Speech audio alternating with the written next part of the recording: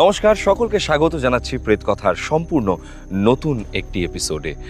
আজকে শুরু হচ্ছে প্রেতকথার সম্পূর্ণ নতুন একটি এপিসোড। শুনুন, কমেন্ট করে জানান এই নতুন আঙ্গিকে নতুন রূপে প্রেতকথাকে কেমন লাগছে। হ্যাঁ, আমরা শুক্রবার আর রবিবার যেমন ঘটনা আনি তেমনই আনবো। এটা একটা বোনাস এক্সট্রা এপিসোড হিসেবেই ধরে নিন। শুরু হচ্ছে আজকের ঘটনা।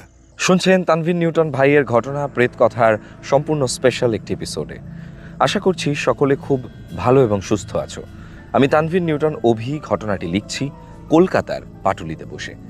আজকের ঘটনাটি সংগ্রহ করা হয়েছে একটি রেল লাইন ক্রসিংয়ের গেটম্যান বা সিকিউরিটির কাছ থেকে। সঙ্গত কারণে জায়গাটির নাম আমি উল্লেখ করছি না। শুধু এটুকু বলে রাখছি, ঘটনাটি পশ্চিমবঙ্গের পাশের কোনো একটি রাজ্যতে। উল্লেখিত জায়গাটিতে একসময় রেল ক্রসিংয়ের জন্য কোনো সিকিউরিটি বা গেটম্যান রাখা ছিল না, কিন্তু এখানে এত পরিমাণ দুর্ঘটনা ঘটত যে গেটম্যান ছাড়া অন্য কোনো উপায় ছিল না। রাস্তা এবং রেল লাইন এমনভাবে বাঁক নিয়ে ক্রস করেছে আর তার চারপাশে এত গাছপালা এবং জঙ্গল যে অনেক সময় রাস্তা পার হবার সময় অনেক গাড়ি বুঝতে পারত না। কাজেই দুর্ঘটনা একটু বেশি ঘটত। তাছাড়া আরেকটি কারণ হলো এই জায়গাটিতেই অনেকে সুইসাইড করত। আবার এমনও হয়েছে যে ট্রেন হঠাৎ করেই থামিয়ে দিতে হয়েছে গরু বা বন্য কোনো জীব ট্রেনের লাইনে চলে আসার জন্য। বলে রাখা ভালো যে এই ক্রসিংয়ের একটু পাশেই বন বিভাগের আওতাধীন একটি বড় বন আছে, আর সেখানে বন্য প্রাণীর অভয়ারণ্যও রয়েছে। বন্যপ্রাণী বলতে বাইসন, মাঝে মধ্যে দু একটা বন্য হাতি এবং অসংখ্য বানর দেখা যায়। সমস্যার বিষয় হলো এখানে সহজে কেউ ডিউটি করতে চাইতো না। এমনকি স্থানীয় লোকদের মধ্যে নিয়োগ দিলেও অনেকেই রাজি হতো না সহজে। আবার কেউ চাকরি করতে এলেও কিছুদিন পর বিভিন্ন অজুহাত দেখিয়ে জায়গা পরিবর্তনের দরখাস্ত করত। অথরিটি থেকে 3 জন গেটম্যান রাখা হয়। তাদের মধ্যে থেকেই একজনের কাছ থেকে ঘটনাটি কালেক্ট করা। বর্তমানে সে মুদি দোকানে ব্যবসা করে, তাই সে যেভাবে বলেছে ঠিক সেভাবেই তুলে ধরছি। আমি রবিন, সালটা 2002। বছর 5 হলো চাকরিতে জয়েন করেছি। প্রথমে অন্য একটি জায়গাতে জয়েন করলেও 1 বছর পর ওই অভিশপ্ত জায়গাটিতে ছিলাম কিছুদিন। অভিশপ্ত কেন বললাম সেটা হয়তো এতক্ষণে কিছুটা বুঝেই গেছেন। এখানে ডিউটির শুরুতেই আমরা 3 জন একসাথে আসি, আমি, সায়ন এবং বাপিদা। আমি এবং সায়ন সমবয়সী হলেও বাপিদা ছিল আমাদের থেকে প্রায় 7 বছরের সিনিয়র। রেল লাইন ক্রসিংয়ের ঠিক পাশেই রেল কর্তৃপক্ষের একটি ছোট ঘরে আমরা 3 জন থাকতাম। এই ঘরের সাথেই টয়লেট ছিল এবং ঘরেই আমরা নিজেরা রান্না করে খেতাম। দিন রাত মিলিয়ে বেশ ভালোই ট্রেন যাতায়াত করত। একদিকের কাছের স্টেশন 3 কিলোমিটার দূরে এবং অপর দিকের কাছের স্টেশন 3 কিলোমিটার দূরে। আমরা 3 জন 8 ঘন্টা করে ডিউটি ভাগ করে নিই। কাজের মধ্যে রেল ক্রসিংয়ের গেট দুটো পাশ থেকে নামিয়ে দেওয়া এবং তোলা। আর সেই সময় জঙ্গল থেকে আসা কোনো বন্য প্রাণী যদি লাইনে ওঠে তাহলে বাঁশি বাজিয়ে তাকে তাড়িয়ে দেওয়া। এর মধ্যে বাপিদা একটা বুদ্ধি বের করে। তার মতে আমরা 2 জন যদি 12 ঘন্টা করে 10 দিন কাজ করি তাহলে একজন ছুটি পাবে। মানে ব্যাপারটা একটু বুঝিয়ে বলি, যদি আমি আর বাপিদা 10 দিন 12 ঘন্টা করে কাজ করি তাহলে সেই সময় সায়ন ছুটি পাবে। যদি সায়ন আর বাপিদা টানা 10 দিন কাজ করে 12 ঘন্টা করে তাহলে ওই 10 দিন আমি ছুটিতে থাকবো। এইভাবে ঘটনাটা চলবে। এবং আমাদের নিজেদের মধ্যে প্ল্যান হয়েছিল যে 12 ঘন্টার ডিউটিটাকে আমরা ভাগ করব কিভাবে, না আমি 6 ঘন্টা কাজ করব, তারপর 6 ঘন্টা সায়ন কাজ করবে বা বাপিদা কাজ করবে, যখন যাদের যাদের শিফট পড়বে সেরকমভাবে। যথারীতি সেবার ডিউটি পড়লো আমার এবং সায়নের। সায়ন প্রথমে 3 দিন ডে শিফট করবে আর আমি নাইট। তখনও কিন্তু আমাদের সাথে কোনো সমস্যা ঘটেনি। আমি এখানকার অনেক কুখ্যাতি শুনেছি কিন্তু ভয় পাইনি কখনো। আর সবসময় যে রেল ক্রসিংয়ে দাঁড়িয়ে থাকতে হবে ডিউটিটাও এমন নয়। কোনো ট্রেন স্টেশন থেকে ছাড়লে বা পৌঁছলে অটোমেটিক আমাদের ঘরে বেল বাজতে শুরু করে, আর ওয়্যারলেসে স্টেশন মাস্টারও জানিয়ে দেয়। রাত তখন 2:45 বাজে। আমি ঘরেই বসে আছি। সেই সময় হঠাৎ করে বেল বেজে ওঠে। আর সেই সময় কিন্তু কোনো ট্রেন আসার কথা নয়। আমি ভাবলাম হয়তো কোনো মালগাড়ি যাবে, কিন্তু ওয়্যারলেসে তখন কোনো মেসেজ আসেনি। হয়তো স্টেশন মাস্টার বা লাইনম্যান জানাতে ভুলে গেছে। আমি ঘর থেকে বের হয়ে ব্যারিকেড নামিয়ে দিই। বড় টর্চের আলো লাইনে ফেলে দেখি লাইন ক্লিয়ার আছে কিনা। দেখলাম কেউ নেই। টর্চের আলো নিভিয়ে দাঁড়িয়ে আছি ট্রেন আসার অপেক্ষায়। হঠাৎ খেয়াল করলাম লোকজনের হালকা কোলাহলের শব্দ। কিন্তু এই সময় সাধারণত কোনো লোকজন এত রাত্রিবেলা যাতায়াত করে না। কোলাহলের শব্দটি ধীরে ধীরে কাছে এগিয়ে আসতে থাকে, কিন্তু সেই শব্দটি আসছে রেল লাইনের দিক থেকে। কৌতূহলবশত টর্চ ধরলাম সেদিকে। দেখলাম 4 জন মানুষ লাইনের উপর থেকে হেঁটে হেঁটে আসছে ক্রসিংয়ের দিকে। আমি টর্চ দিয়ে সরে যাবার ইশারা করলাম আর সাথে বাঁশি বাজিয়ে সংকেত দিলাম। ভাবলাম হয়তো তারা নেমে যাবে। আমি তখনও ট্রেনের অপেক্ষায় দাঁড়িয়ে। হঠাৎ দেখলাম একটা ট্রেন খুব দ্রুত গতিতে আসছে। লাইন দিয়ে হেঁটে আসা লোকগুলো লাইন থেকে নেমেছে কিনা সেটা দেখতে আবারও টর্চ মারলাম। তাদের কোনো ভ্রুক্ষেপ নেই, ঠায় লাইনের উপর দিয়ে হেঁটেই চলেছে। অথচ তারা যদি যথাসময়ে লাইন থেকে নেমে না পড়ে তাহলে একটা বড় দুর্ঘটনা ঘটবে। আমি বাঁশি হুইসেল বাজিয়ে টর্চ নিয়ে আলো ফেলতে ফেলতে দৌড়ে ছুটে যাই সেদিকে। এই নেমে যান, লাইন থেকে নেমে যান, নেমে যান দ্রুত। কিন্তু লোকগুলো নিজেদের মধ্যে এতটাই গল্পে ব্যস্ত যে আমার টর্চের আলো, হুইসেল বা ট্রেনের আলো, শব্দ কিছুই টের পাচ্ছে না। ট্রেনও প্রায় এগিয়ে এসেছে। আমার পাশ দিয়ে ট্রেনটি জোরে হুইসেল বাজিয়ে চলে গেল। আমি আর পিছন থেকে কিছু দেখতে পারলাম। লোকগুলোকে পিষে দিয়ে ট্রেনটি চলে গেল নাকি লোকগুলো লাইন থেকে নেমে গেল আমি বুঝতে পারলাম না। আমি যেভাবে দেখলাম তাতে আমার মনে হয়েছিল ট্রেনটি হয়তো লোকগুলিকে পিষে দিয়ে চলে গেছে। আমি দৌড়ে গেলাম জায়গাটিতে। দেখলাম কেউ নেই সেখানে। ভাবলাম হয়তো লোকগুলো যথাসময়ে লাইন থেকে নেমে গেছে। কিন্তু আমি তো লাইনের যে পাশ দিয়ে এলাম সে পাশে কেউ নেই। আবার অপর পাশ দিয়ে তো ঘন বন জঙ্গল। লোকগুলো কি তবে জঙ্গলে ঢুকেছে? হতেই পারে। আমি তখন প্রায় রেল ক্রসিং থেকে 500 মিটার দূরে এসে গেছি। লোকগুলো জঙ্গলে ঢুকে গেছে এই ভেবে আমি রেল ক্রসিং এর গেটের দিকে এগোতে থাকি। একটু হেঁটে আসার পর খেয়াল করলাম পিছন থেকে সেই 4 জনের কোলাহলের শব্দ। আমি পিছন ফিরে টর্চ ফেলে দেখি না, সেখানে কেউ নেই। আমার তখন শরীরে ঘাম ছুটতে শুরু করে, মনে বেশ ভয় হতে শুরু করে। এদিকে সেই কোলাহলের শব্দ ক্রমশ আমার আরো কাছাকাছি চলে আসছে। আমি সমস্ত শক্তি সঞ্চার করে দ্রুত ঘরের দিকে দৌড়ে আসি। ওয়্যারলেসে স্টেশন মাস্টারকে জিজ্ঞাসা করি, স্যার আপনি কোনো মেসেজ করলেন না যে ওয়্যারলেসে? তারপর এই ঘটনাগুলো বললাম। কিন্তু আশ্চর্য হলাম যখন জানতে পারলাম যে এখনো কোনো ট্রেনই যায়নি বা ক্রস করেনি। তবে 30 মিনিট পর একটা ট্রেন আসছে। মনে নানান প্রশ্ন ঘুরতে থাকে। তবে আমি যে ট্রেনটা দেখলাম সেটা কি মিথ্যে ছিল? আমি যে এতগুলো মানুষের কোলাহলের আওয়াজ পেলাম তাও কি মিথ্যে ছিল? যাই হোক, এরকম সমস্যা এর আগেও আমার আগে যারা স্টেশন মাস্টার ছিলেন তাদের সঙ্গেও ঘটেছিল। তবে আমার সাথে যেদিন ঘটলো সেদিন বেশ ভয় পেলাম। এই পর্যন্ত যদি ঘটতো তবে কিন্তু কোনো সমস্যা ছিল না। এই ঘটনা ঠিক 1 সপ্তাহ পর, সেদিনও আমার রাতের নাইট শিফটের ডিউটি। সেদিন বেশ বৃষ্টি হচ্ছিল। সন্ধ্যের পর সেই বৃষ্টি আরও বেড়ে যায়। রাত 1টা থেকে 2টো এই সময়ের মধ্যে 5টি ট্রেন আসার কথা, এবং এই সময়টা আমাকে বাইরেটাতেই থাকতে হয়, মানে রুমের ভিতর থাকলে হয় না। 5টা ট্রেন ঘন ঘন আসতে থাকে। যথারীতি ছাতা এবং টর্চ নিয়ে দাঁড়িয়ে যাই। 2টো ট্রেনের কিন্তু তখন ক্রসিং হয়ে গেছে। তৃতীয় ট্রেনটি আসবে ঠিক তার আগের মুহূর্তে গেটের ব্যারিকেড নামিয়ে দিয়েছি। যে পাশে আমি দাঁড়িয়ে আছি ঠিক তার বিপরীত পাশে দেখলাম একজন মানুষ দাঁড়িয়ে। 50-52 মতন তার বয়স হবে। লোকটা বেশ অদ্ভুত দেখতে, এবং তিনি খুঁড়িয়ে খুঁড়িয়ে হাঁটছেন। তিনি খুঁড়িয়ে খুঁড়িয়ে হাঁটতে হাঁটতে এসে ব্যারিকেড ধরে দাঁড়ালো। আমি ভাবলাম কোনো পথচারী হবে হয়তো। ওদিকে ট্রেনও আসছে। দেখবে 2টো বগির মাঝখানে কিছুটা গ্যাপ থাকে। 2টো বগির মাঝখানে কিছুটা গ্যাপ থাকে, এবং যখন ট্রেন যায় তখন ওই গ্যাপ দিয়ে আমরা উল্টো দিকে কি হচ্ছে না হচ্ছে সেটা দেখতে পাই কিছুটা। তা আমি ভেবেছি যে এই লোকটিকে আমি পুরো ট্রেন চলে যাওয়ার পর দেখতে পাবো, কিন্তু না।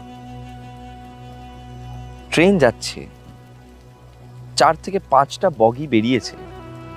মাঝখানের ওই ফাঁকা জায়গাটা দিয়ে 5 নম্বর বগিটা পেরোনোর পর আমি আর কাউকে দেখতে পাইনি। পুরো ট্রেন চলে যাওয়ার পর উল্টো দিকের রাস্তাটা পুরো ফাঁকা। উল্টো দিকের জায়গাটায় কেউ নেই, কোনো বৃদ্ধ মানুষ নেই, শুধুমাত্র একটা গাড়ি ব্যারিকেড তোলার অপেক্ষা করছে। আমি সেই গাড়িটার দিকে এগিয়ে গেলাম এবং সেই গাড়িটার দিকে এগিয়ে গিয়ে আমি জিজ্ঞাসা করলাম যে, আপনি এরকম কোনো মানুষকে দেখেছেন যিনি উল্টো দিকে, ট্রেনের উল্টো দিকে দাঁড়িয়েছিলেন? তো গাড়ির লোকটি বললো যে না, আমি তো কাউকে দেখিনি, কেউই ছিল না এখানে। তো বড় অদ্ভুত এই ঘটনা আমার সাথে ঘটে, যদিও ঘটনাটা কিন্তু এখানে শেষ নয়। এরপর যা ঘটবে তা আরও হাড়হিম করে দেবে, এবং এরপর যা কনসিকুয়েন্স আছে এই ঘটনাটার, সেই কনসিকুয়েন্স শুনলে আপনাদের রক্ত জল হয়ে যাবে, এমন একটা কনসিকুয়েন্স আছে। যে পাশে বৃদ্ধটি দাঁড়িয়েছিল সে পাশে অনেকটা রাস্তা এগিয়ে গিয়েও আমি কোনো মানুষকে লক্ষ্য করিনি। আমি ভাবতে থাকলাম, এসব কারণেই হয়তো বেশি দিন কেউ এখানে ডিউটি করতে আসে না। রাতে এমন ছোটোখাটো ভৌতিক জিনিস আমাদের সবার সাথেই টুকটাক ঘটেছে, যেমন লাইনের উপর হাঁটাচলা করা, বাচ্চাদের খেলা করা, কেউ লাইনের উপর হয়তো শুয়ে আছে, তার উপর দিয়ে ট্রেন চলে যাওয়া, এই ধরনের আওয়াজ আমি মাঝে মধ্যেই পেয়েছি, অথচ তেমন কিছুই থাকে না। একবার আমি দেখেছি ক্রসিংয়ের অদূরেই একজন লাইনে শুয়ে আছে আর ট্রেন চলে গেল তার উপর দিয়ে, অথচ ট্রেন চলে যাবার পর দেখি সেখানে কেউ নেই। আরেকদিন দিনের বেলার ঘটনা, তখন দুপুর 3টে হবে। দিনের বেলা মোটামুটি ভালোই গাড়ি যাতায়াত করে এই ক্রসিং দিয়ে। তখন আমি এবং বাপিদা ছিলাম ডিউটিতে। বাপিদা ডিউটি করছিল আর আমি ঘুম থেকে তখন সবে উঠে ঘরের সামনে এসে দাঁড়িয়েছি। বাপিদা ব্যারিকেড নামিয়ে দিয়েছে। ট্রেনের শব্দ শুনতে পাচ্ছি, যেহেতু বাম দিক থেকে ট্রেন এলে দেখা যায় না, একটা বাঁকের কারণে ডান দিকটা দেখা যায়, তো তখন শব্দ শুনে বুঝতে হয় ট্রেন কতটা কাছে। ট্রেনের শব্দ এবং হুইসেলে মনে হলো ট্রেন খুব কাছেই এই মুহূর্তে। সেই সময় দেখি ওই জঙ্গলের দিকে লাইনের কাছে দুটো ছেলে লাইনের উপরে উঠে খেলছে। আমাকে বাপিদা বলে উঠলো, এ রবিন, এগিয়ে যা, বাচ্চাগুলোকে সরে যেতে বল। আমিও ভাবলাম যে ওদিকেই পাশে একটা বস্তি আছে, হয়তো সেই বস্তিরই বাচ্চা কাচ্চারা এসে খেলছে এখানে। আমি চিৎকার করছি, ক্রমাগত চিৎকার করতে করতে ওদের দিকে এগোচ্ছি। ট্রেনটা উল্টো দিক থেকে আসছে। একটা সময় এমন এলো যখন ট্রেনটা বাচ্চাগুলোর উপর দিয়ে বাচ্চাগুলোকে চেপে দিয়ে চলে গেল, পিষে দিয়ে চলে গেল। আমি মাথায় হাত দিয়ে দাঁড়িয়ে রইলাম যে চোখের সামনে আমি কি দৃশ্য দেখে নিলাম, কি ঘটনা দেখলাম এটা। যখন পুরো ট্রেনটা চলে গেল, সেখানে না আছে কোনো বাচ্চার লাশ, না আছে কোনো রক্ত, না আছে কোনো বাচ্চা। ভয়ে পিছন ঘুরে ক্রসিং গেটের দিকে এগোতেই পিছন থেকে বাচ্চাদের হাসির আওয়াজ ভেসে এলো। আমার সাথে এমন আগেও ঘটেছে। আমি জানি পিছনে ফিরে আমি কাউকে দেখতে পাবো না, তাও আমি পিছনে ঘুরে তাকিয়েছি। তারপর হাসির শব্দটি বেশ জোরে আসছিল। দেখতে পাই একই জায়গাতে দুটো বাচ্চা খেলতে খেলতে হাসছে, তাদের শরীর ক্ষতবিক্ষত এবং থেতলে যাওয়া। এটা না দেখলেই বোধহয় ভালো হতো, কারণ এতটা বীভৎস ছিল যে আমার মাথা ঘোরাতে শুরু করে। আমার মনে হয় আমি বোধহয় পড়ে যাব। অনেক কষ্টে বাপিদার কাছে এলাম, হাঁপাতে হাঁপাতে সব কথা বললাম। গতবার না হয় আমি একা লাইনের উপর 4 জন লোককে দেখেছিলাম, কিন্তু এবার তো বাপিদা সহ আরো অনেকে দেখেছে। বাকি যারা দেখেছে তারা সবাই বলছে জায়গাটা খুব একটা ভালো নয়। ঠিক বাচ্চারা যেখানে খেলছিল সেই জায়গায় নাকি মৃত বাচ্চাদের পুঁতে রাখা হতো। আবার অনেকে বলেছে পাশের বস্তির দুটো বাচ্চা খেলতে গিয়ে নাকি ওই ট্রেন লাইনে কাটা পড়েছে। আমাদের 3 জনের সবাই একটা জিনিস কমন দেখেছে, সেটা হলো ওই 50 বছরের ঘরে থাকা বৃদ্ধ লোকটিকে ঠিক রাতের বেলার ওই সময়টাতে 1টা থেকে 2টোর মধ্যে। আবার তার অদৃশ্য হয়ে যাওয়াটাও দেখেছে। সেই বৃদ্ধটি কে ছিল জানি না, আমরা তার নাম দিয়েছিলাম বুড়ো ল্যাংড়া ভূত, এবং অভ্যস্ত হয়ে পড়ি ব্যাপারটিতে। যে বুড়োটাকে আমরা আর পাত্তাই দেই না, যেহেতু আমাদের চাকরি করেই খেতে হবে, তাই সব কিছু উপেক্ষা করে মুখ বন্ধ করে ডিউটি করে গেছি। একদিন রাতে সায়ন দেখতে পায় বুড়োটি ওই একই সময় ট্রেন আসার ঠিক আগ মুহূর্তে এই পাশে পার হয়, মানে যেখানে আমাদের থাকার ঘর। একটুর জন্য ট্রেনের সাথে ধাক্কা খেতে খেতে বেঁচে যায়। সায়ন এক দৃষ্টিতে ফেলফেলিয়ে তাকিয়ে থাকে। সায়নের কোনো কথা বলার শক্তি নেই তখন। দেখছে বৃদ্ধটি তাদের ঘরের দরজা দিয়ে খুঁড়িয়ে খুঁড়িয়ে ঘরের ভিতর ঢুকলো। সায়ন স্থির হয়ে এক দৃষ্টিতে সেদিকে তাকিয়ে। তার স্থিরতা ভাঙে বাপিদার ভয়ার্থ চিৎকার। সায়ন ছুটে যায় ঘরের দিকে, গিয়ে দেখে বাপিদা অজ্ঞান হয়ে পড়ে আছে। সাথে সাথে চোখে মুখে জলের ছিটা দেয় সায়ন। বাপিদার জ্ঞান ফেরে। তখন জানতে পারে বাপিদা তখন ঘুমোচ্ছিল। পায়ে কিছু একটার গরম স্পর্শে বাপিদার ঘুম ভাঙে। চোখ মেলে দেখে সেই বৃদ্ধটি, হাত, পা, চোখ, মুখ সব থ্যাতলানো। বাপিদার পায়ের কাছে বসে সে বাপিদার পায়ে হাত বোলাচ্ছে, আর এক দৃষ্টিতে বাপিদার পায়ের দিকে তাকিয়ে আছে। বাপিদা ভয়ে চিৎকার করে জ্ঞান হারায়। আমি সেদিনই জয়েন করি ছুটি থেকে এসে। বাপিদার এরকম হয়েছে বলে সায়নকে বুঝিয়ে বাপিদা বাড়ি চলে যায়। এটা যে শুধু সায়নের সাথে বা বাপিদার সাথে ঘটেছে তেমনটা কিন্তু নয়। এই ঘটনাটা আমার এবং সায়নের সাথেও ঘটে। আমিও ঘুম থেকে জেগে উঠে দেখি সে বৃদ্ধটি লোলুপ দৃষ্টিতে আমার পায়ের দিকে তাকিয়ে আছে এবং আমার পাটা নাড়াচাড়া করছে। তাকে দেখে মনে হচ্ছে যেন সে আমার পাটা পারলে ছিঁড়ে নেয় এবং ছিঁড়ে নিয়ে ওর যে নিজের খোড়া পা রয়েছে সেই খোড়া পায়ের জায়গায় লাগিয়ে নেয়। তার মুখ দেখে বোঝা যাচ্ছে যে সে এই পা নিয়ে কতটা ভাবছে। তার সেই থেতলে যাওয়া মুখ, রক্ত বের হচ্ছে সেই মুখ, সেখান থেকে পড়ছে লালা, এবং এই দৃশ্য আমি চোখের সামনে দেখছি।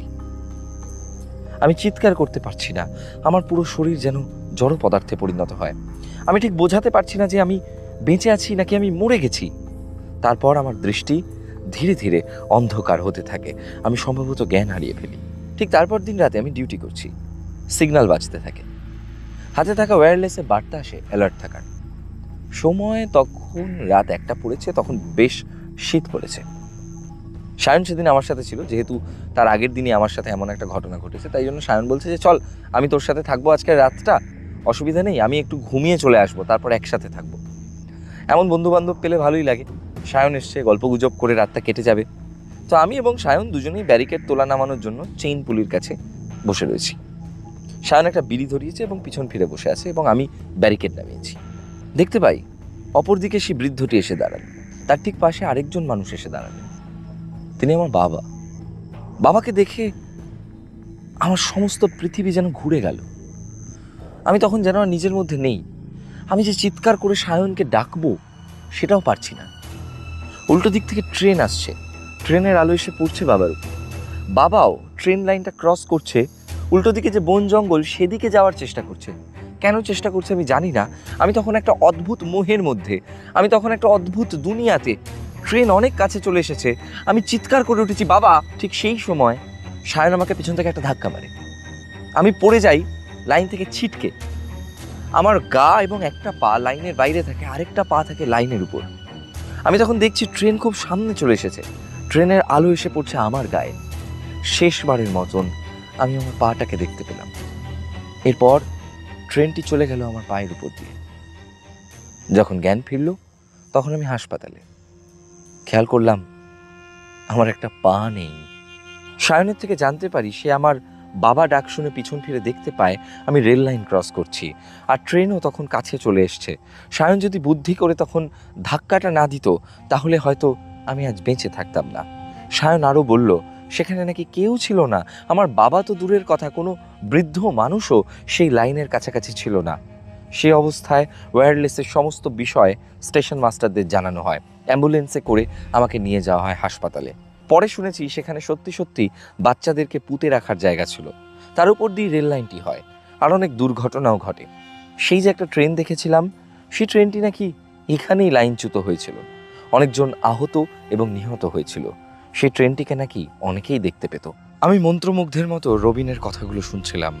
রবিন তার কাটা পড়া পাটি দেখায়। সত্যি সব শুনে মনে হলো রবিন সত্যি এক নতুন জীবন পেয়েছে। রবিনের থেকেই জানতে পারি সেই বৃদ্ধ লোকটি ছিল এখানকার গেটম্যান, যিনি ঠিক ওই জায়গাতে আজ থেকে 9 বছর আগে ট্রেনে কাটা পড়ে মারা যান।